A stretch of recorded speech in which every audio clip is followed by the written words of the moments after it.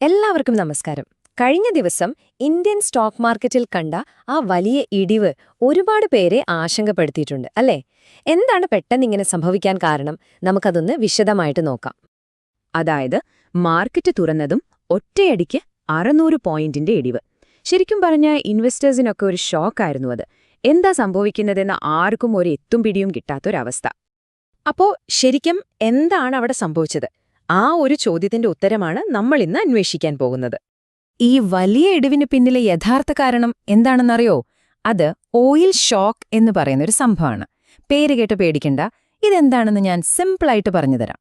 സിമ്പിളായി പറഞ്ഞാൽ ക്രൂഡ് ഓയിലിന്റെ വില പെട്ടെന്ന് ഒരു മുന്നറിയിപ്പുമില്ലാതെ അങ്ങ് കുതിച്ചുയരും. അത് ലോകത്തിലെ മൊത്തം സമ്പദ്വ്യവസ്ഥയെയും മോശമായിട്ട് ബാധിക്കും.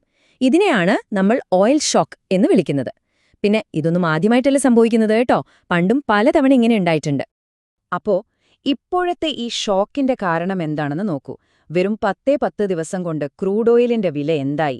ഒരു ബാരലിന് $58 ഉണ്ടായിരുന്നത് നേരെ ഡബിൾ, അതായത് $116 കുതിച്ചുയർന്നു.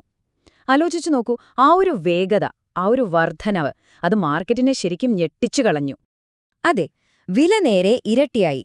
ഇതിന്റെ പ്രത്യാഘാതങ്ങൾ നമ്മുടെ എക്കോണമിയുടെ എല്ലാ ഭാഗത്തും എത്താൻ അധികം താമസമൊന്നും വേണ്ടിവരില്ല. ഇപ്പോ സ്വാഭാവികമായും നിങ്ങളുടെ മനസ്സിലൊരു ചോദ്യം വരും അല്ലേ? ലോകത്തെവിടെയോ ഓയിലിന്റെ വില കൂടി, ശരി, പക്ഷെ അതിന് ഇന്ത്യയിലെ സ്റ്റോക്ക് മാർക്കറ്റിന് എന്തിനാ ഇങ്ങനെ കൂപ്പുകുത്തുന്നത്? വളരെ നല്ല ചോദ്യമാണ്. അതിന് ലളിതമായൊരു ഉത്തരമുണ്ട്. അതിന്റെ കാരണം ഇതാണ്. ഇന്ത്യ ഒരു വലിയ ഓയിൽ പ്രൊഡ്യൂസറൊന്നുമല്ല. നമുക്ക് വേണ്ട എണ്ണയുടെ ഒരു വലിയ ഭാഗവും നമ്മൾ പുറത്തുനിന്ന്, അതായത് മറ്റ് രാജ്യങ്ങളിൽ നിന്ന് ഇറക്കുമതി ചെയ്യുകയാണ്. അപ്പോൾ സ്വാഭാവികമായും ഇന്റർനാഷണൽ മാർക്കറ്റിൽ വില കൂടുമ്പോൾ ആ കൂടിയ വില കൊടുത്ത് ഓയിൽ വാങ്ങാൻ നമ്മളും നിർബന്ധിതരാവും.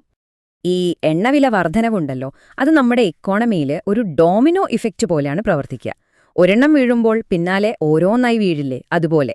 ഇതെങ്ങനെയൊക്കെയാണ് പണപ്പെരുപ്പത്തിലേക്ക്, അതായത് ഇൻഫ്ലേഷനിലേക്ക് നയിക്കുന്നതെന്ന് നമുക്കൊന്ന് നോക്കാം. നിങ്ങളൊന്ന് ആലോചിച്ച് നോക്കൂ. നമ്മുടെ വീട്ടിലിരിക്കുന്ന അരിയും പഞ്ചസാരയും അടക്കം എന്തും, അതെല്ലാം ഫാക്ടറികളിൽ നിന്നും കൃഷിയിടങ്ങളിൽ നിന്നും കടകളിലേക്ക് എത്തുന്നതെങ്ങനെയാ? ട്രക്കുകളിലും മറ്റു വാഹനങ്ങളിലും. ഈ വണ്ടികളോടാൻ എണ്ണ വേണം അല്ലേ? അപ്പോൾ എണ്ണവില കൂടിയാൽ ട്രാൻസ്പോർട്ടേഷൻ കോസ്റ്റ് കൂടും. സിമ്പിൾ.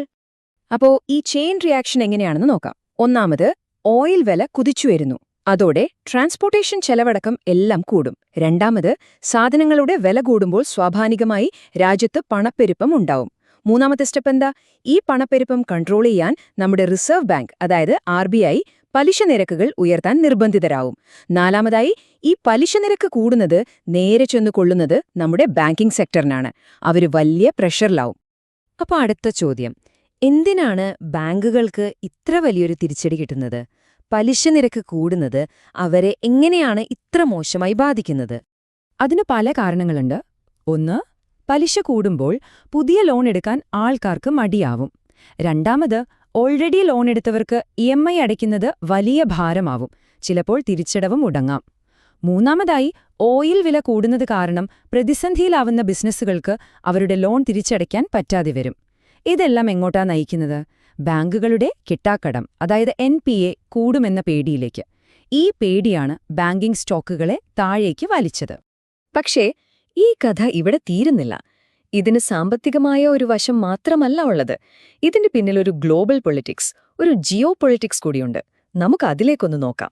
ഈ വിഷയത്തെപ്പറ്റി പഠിക്കുന്ന ഒരു അനലിസ്റ്റ് പറയുന്ന ഒരു പ്രധാനപ്പെട്ട കാര്യം എന്താണെന്ന് വെച്ചാൽ, ഓയിൽ വിൽക്കുന്ന ഒരു വലിയ രാജ്യവും അതിന്റെ വില കുറയാൻ ആഗ്രഹിക്കുന്നില്ല എന്നതാണ്. വളരെ ഇൻട്രസ്റ്റിംഗ് ആയൊരു പോയിന്റാണിത്. അതിന്റെ ലോജിക് വളരെ സിമ്പിളാണ്. വിൽക്കുന്നവർക്ക് എപ്പോഴും കൂടുതൽ വില കിട്ടുന്നതാണല്ലോ ലാഭം. അപ്പോൾ USA, മിഡിൽ ഈസ്റ്റ്, റഷ്യ പോലെയുള്ള വിൽപ്പനക്കാർക്ക് വില കൂടുന്നത് നല്ലതാണ്. പക്ഷേ ഇന്ത്യ പോലെ ഓയിൽ വാങ്ങുന്ന രാജ്യങ്ങൾക്ക് ഇത് വലിയൊരു തലവേദനയാണ്. ഈ വിശകലനത്തിൽ പറയുന്ന ഒരു ശക്തമായ വാദം ഇതാണ്: സാധാരണ ജനങ്ങൾ എന്തു വേണമെങ്കിലും സഹിച്ചോട്ടെ, അവർക്കിഷ്ടമുള്ളതുപോലെ ലോകത്തെ നിയന്ത്രിക്കാൻ അവർ തീരുമാനിച്ചുറപ്പിച്ചിരിക്കുന്നു. അതായത് ലാഭം മാത്രമാണ് അവരുടെ ലക്ഷ്യം. ഓക്കെ, അപ്പോ ഇത്രയും കാര്യങ്ങൾ നമ്മൾ സംസാരിച്ചു. ഇതിൽ നിന്നെല്ലാം നമ്മൾ മനസ്സിലാക്കേണ്ട ഏറ്റവും പ്രധാനപ്പെട്ട കാര്യം എന്താണ്? എന്താണ് ഇതിന്റെ എല്ലാം ഒരു ചുരുക്കം? നമ്മൾ മനസ്സിലാക്കേണ്ട ഏറ്റവും വലിയ സത്യം ഇതാണ്: ഈ ലോകം ഒരു വല പോലെയാണ്. എല്ലാം പരസ്പരം ബന്ധിപ്പിക്കപ്പെട്ടിരിക്കുന്നു. ലോകത്തൊരിടത്തൊരു പ്രശ്നമുണ്ടായാൽ അതിന്റെ അലയൊലികൾ എല്ലായിടത്തും എത്തും. അതിൽ നിന്നും മാറി നിൽക്കാൻ ആർക്കും പറ്റില്ല. ഇനി ഇന്ത്യയുടെ കാര്യമെടുത്താൽ നമുക്കിതൊരു ഡബിൾ അടിയാണ്. ഒന്ന്, ഓയിൽ ഇറക്കുമതി ചെയ്യാൻ നമ്മൾ കൂടുതൽ പണം കൊടുക്കണം. രണ്ട്, ഇതുപോലുള്ള പ്രശ്നങ്ങൾ വരുമ്പോൾ നമ്മുടെ രൂപയുടെ വില ഇടിയാനുള്ള സാധ്യതയുമുണ്ട്. ഈ രണ്ടും കൂടെ ചേരുമ്പോൾ അത് നമ്മുടെ സമ്പദ്വ്യവസ്ഥയ്ക്ക് വലിയൊരു ക്ഷീണമാണ്. അപ്പോ ഈ ഒരു വിശകലനം നമ്മളെ വിട്ടുപോകുന്നത് ഒരു വലിയ ചോദ്യവുമായിട്ടാണ്.